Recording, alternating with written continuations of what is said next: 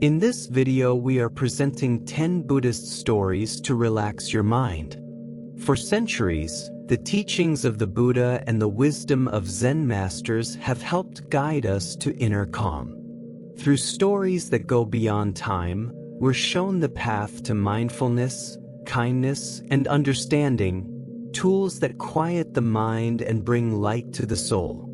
So take a deep breath, calm your thoughts, and get ready to walk through timeless wisdom. Let these stories of peace and deep awareness flow through you, helping you feel still even in the middle of life's storms. 1. The story of the empty boat. There was once a man who loved rowing his boat on a quiet, peaceful river. He felt so happy floating along the water, surrounded by the calm and silence of nature. One evening, as the sun dipped low and bathed the world in golden light, he decided to go for a peaceful ride. He gently paddled, enjoying the silence, when suddenly he noticed another boat coming straight toward him. At first, he called out politely, "Watch out, please." But the boat kept coming and didn't move off its path. Now frustrated, he yelled, "Move! You're going to hit me." As the boats crashed into each other, he was ready to shout in anger. But then, looking closely, he saw there was no one inside the boat. It was empty, just drifting with the flow of the river. In that moment, all his anger melted away. He sat quietly, feeling a bit silly for yelling at a boat with no one in it. The lesson? The story of the empty boat shows us that most of our pain comes from how we think and react. If we can see the empty boats in our life for what they are, we can stop the stress and find peace. This story teaches us to let go of our ego and not take everything personally. It helps us move through life's river with a calm heart and clear mind. It reminds us how our ego can make us upset over things that were never meant to harm us, showing the power of inner peace and not clinging too tightly to anything. 2. The monk and the tiger. Long ago, in a quiet monastery deep in the forest, lived a wise and peaceful monk. Each day, he would walk through the woods, meditating on the beauty around him and the Buddha's teachings. He found great joy in the forest stillness, where he could be fully present and connected to the world. One day, walking a narrow mountain path, he suddenly heard a loud, scary noise. A tiger's roar echoed through the trees. He froze for a moment, his heart racing, and then he saw it, a fierce tiger rushing toward him through the bushes. Its eyes were locked on him, its body moving fast and strong. His first thought was to run, and he did. He sprinted down the trail, his robes flying behind him, as the tiger got closer and closer. Looking for escape, he saw a vine hanging off a cliff and quickly grabbed it. He climbed down, hoping to find safety. But when he looked below, his heart sank. Another tiger was waiting at the bottom. Now he was stuck, one tiger above, one below. Hanging there on the vine, it seemed like there was no way out. But then something small caught his eye, a wild strawberry plant growing from the cliff. It had one ripe, red berry within reach. In that moment, he stopped thinking about the tigers. He let go of fear, reached out, and gently picked the strawberry. He placed it in his mouth, and it was sweet, fresh, and perfect. For that brief moment, nothing else mattered but the taste. Even with danger all around, he found peace in the joy of now. He knew he couldn't change the danger, but he could still live in the moment. The monk smiled, knowing this simple joy reminded him of life's beauty, even when things seem hopeless. The lesson? This story shows the deep power of mindfulness, of truly living in the present. Life often traps us between two problems, like the tigers, but even then, there's always something good to notice. The monk chose to focus on the strawberry instead of fear, and that brought him peace. This story encourages us to slow down and find joy in simple things, no matter how hard life gets. 3. The story of two arrows. One day, the Buddha was sitting with his followers in a quiet forest. The wind gently moved the trees, and birds chirped in the background. The Buddha often spoke about suffering and how to find peace. That day, one of his students came forward, looking upset. "Master," the student said, bowing deeply, "I don't understand. Why do we suffer so much? Pain follows us everywhere. How can we ever find peace?" The Buddha looked at him kindly. He saw the sadness in the student's eyes, a feeling many of his followers shared. "Let me explain," said the Buddha softly. "Picture someone getting hit by an arrow. It hurts. That pain is real. This is the first arrow," he said. The students nodded, understanding it meant the basic pain of life, like illness, injury, or loss. "But now," the Buddha continued, "imagine that same person gets hit by a second arrow, this time not from outside, but from within. It's the anger, fear, or sadness they feel after the first arrow. That's the second one." He paused, letting his words sink in. "You see, the first arrow is out of our hands, but the second? That one's a choice." The students listened closely. He explained, "When pain hits us, the first arrow, we often make it worse by getting upset, angry, or afraid.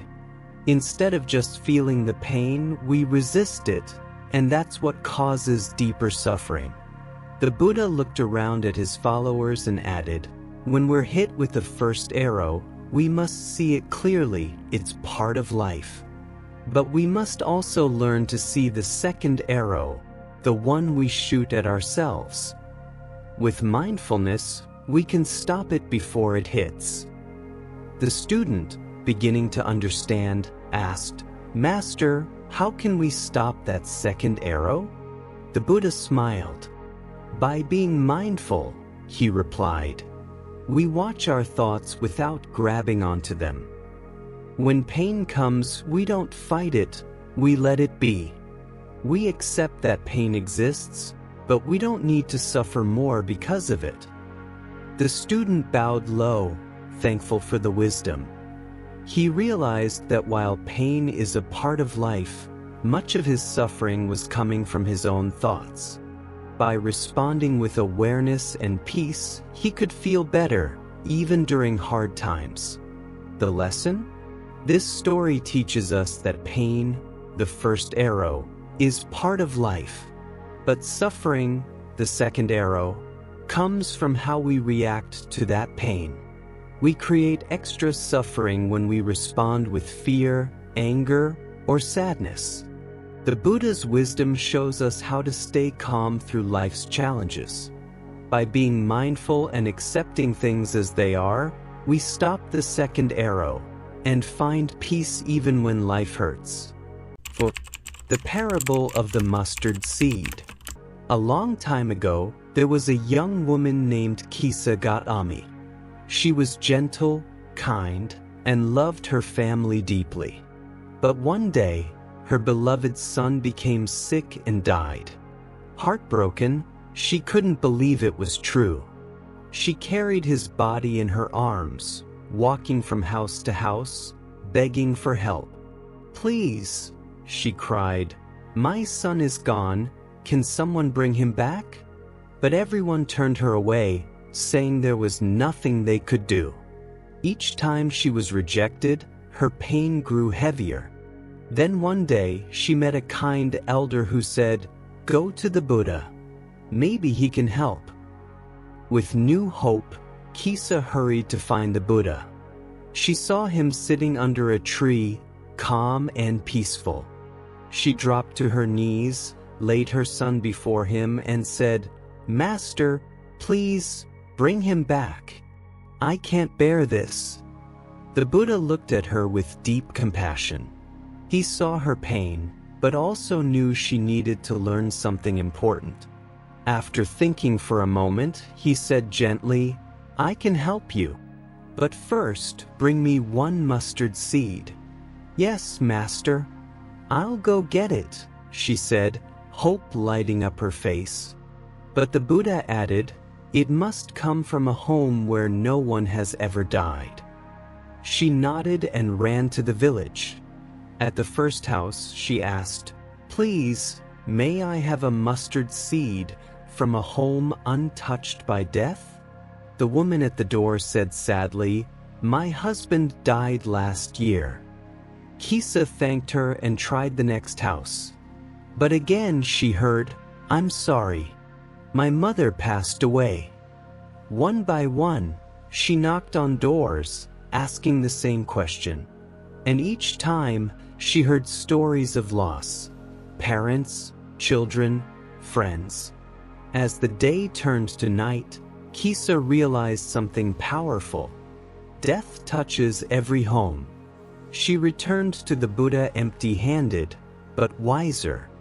Kneeling before him, she said, "Master, I couldn't find a single house without death. Every family has lost someone."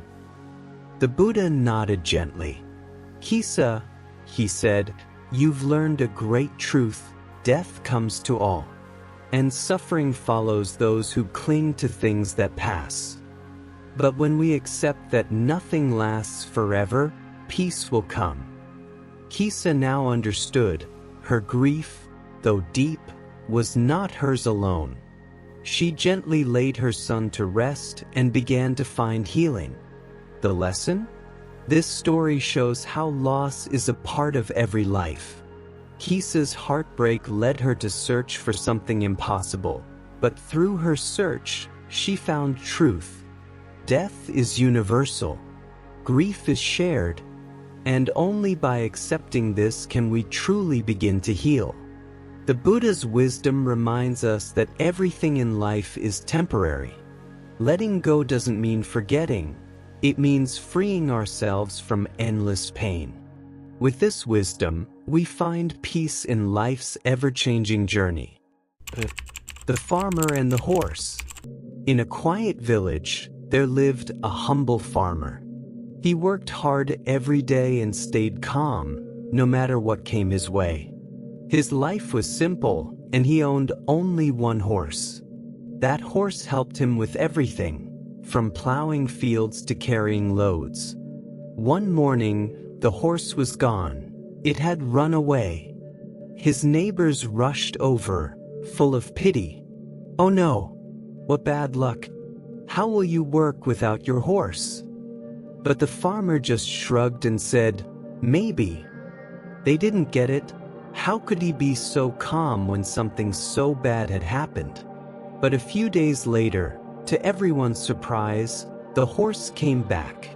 And not alone. It brought wild horses with it. Now the farmer had several horses. The neighbors came running again, excited. "Wow, what great luck! You're rich now."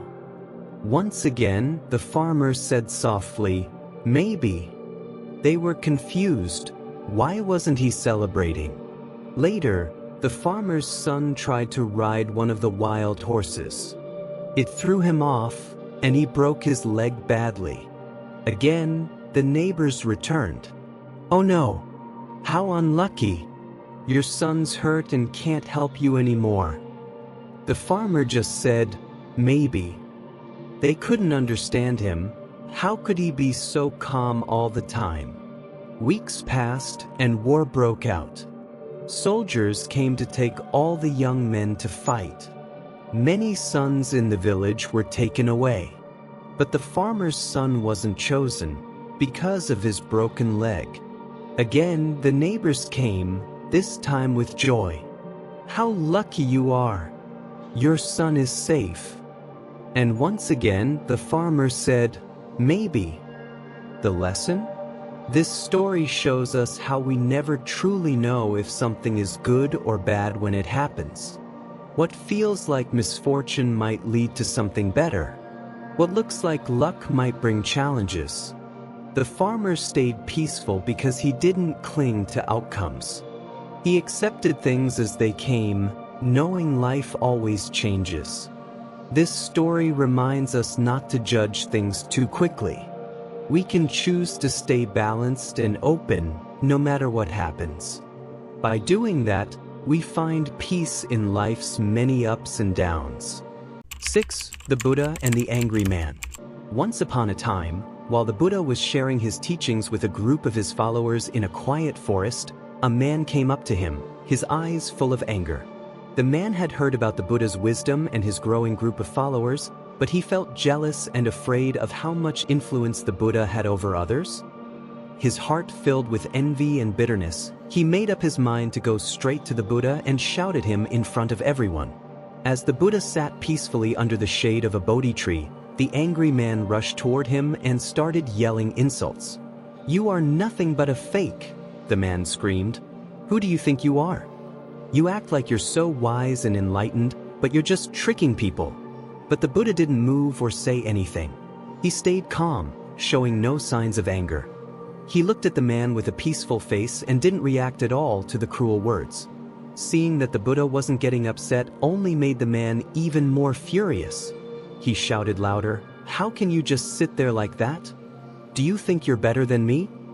I will never respect someone like you." Even though the man was filled with rage, the Buddha still didn't speak. He simply watched him with gentle eyes and a calm heart. At last, after many minutes of yelling, the man became tired. He had hoped to make the Buddha angry, but the Buddha's peaceful face only confused him. Breathing heavily, the man finally asked, "Why won't you say anything? Why won't you defend yourself? Don't you care what I think of you?" The Buddha looked at the man with kind eyes and spoke softly, his voice as calm as ever. "Tell me," the Buddha said gently, "if someone gives you a gift and you don't accept it, who does the gift belong to?" The man blinked, puzzled by the strange question. He thought for a bit before answering. "Well, if I don't take the gift, then it still belongs to the one who offered it, right?" The Buddha nodded, "Exactly. And just like that, if you offer me your anger and I choose not to accept it, then who does it belong to?" The man stood there in shock, unable to believe what he had just heard. He saw clearly that his anger had no effect on the Buddha at all. Instead, it stayed with him, heavy and painful, still burning in his own heart. The Buddha continued, "If I do not take in your insults and your anger, then they go back to you. You're the one hurt by them, not me. I choose not to let your words disturb me. I choose peace instead." The man stood still, his anger now fading. He thought deeply about the Buddha's words and realized something important. His anger had only hurt himself, not the Buddha. At that moment, he finally understood that holding on to anger only brought suffering to himself, never to the one he was angry at. Feeling embarrassed, the man lowered his head. "Master, now I see that my anger has only made me suffer.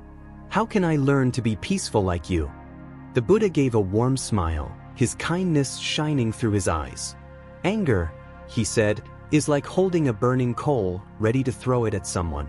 But first, it burns your own hand. Let it go. Let go of your anger.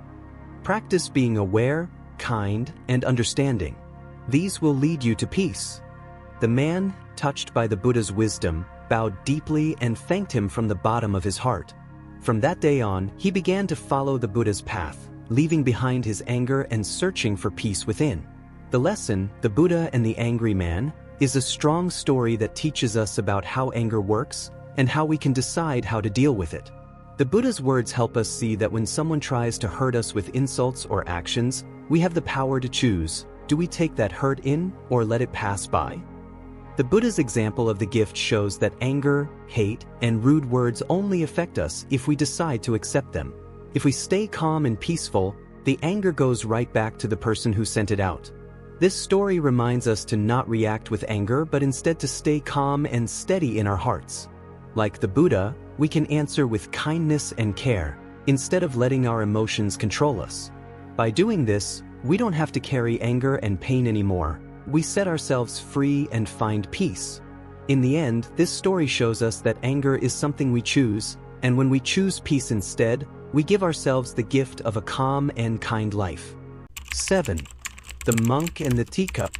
In a quiet Zen monastery nestled in the mountains, a wise monk lived in deep mindfulness. His students admired his peace and clarity. One afternoon during a tea ceremony, the monk held up a simple clay teacup. He gazed at it thoughtfully. "This teacup," he said gently, "is already broken." The students were confused. "Master," one asked, "but the cup is whole. Why do you say it is broken?" The monk smiled. "In my mind, it is already broken. One day, it will fall, crack, or wear away. Knowing this, I can appreciate it fully right now without fear or clinging." The students were silent. They realized he wasn't speaking just about a teacup, but about life. "Everything we cherish is like this teacup," the monk continued. "When we accept that all things are impermanent, we love them more deeply, not because we cling, but because we appreciate the present moment." An older student asked, "Should we not love things, then, if they will be lost?" The monk replied, "On the contrary, when we accept impermanence, our love deepens. We are free to cherish what is now, without fear of losing it later." From that day, the students held their teacups with reverence, not for their perfection, but for the preciousness of the moment. This story teaches the truth of impermanence. When we realize everything is already broken, we no longer fear loss. We live fully, love deeply, and release the need to hold on. In acceptance, we find peace. 8. The Buddha and the Robe. While traveling through ancient India, the Buddha visited a small village. A wealthy merchant, inspired by the Buddha's teachings, brought a lavish silk robe to offer him as a gift. "Lord Buddha," the merchant said, bowing, "I offer this robe out of respect." The Buddha looked at the robe, then at the man with gentle eyes. "Thank you for your kindness," he said, "but I cannot accept this robe. It is too extravagant. I am content with the robe I already wear." The merchant was surprised. "But surely you deserve the best I can give? If you truly wish to honor me," said the Buddha, "give this robe to someone who truly needs it." The merchant reflected, then nodded in understanding. He gave the robe to a poor man in the village, who had little more than rags to wear. The man was overjoyed. The next day, the merchant returned and told the Buddha what he had done. The Buddha smiled. "You have done well. True generosity is not in giving to those who have enough, but in helping those in need."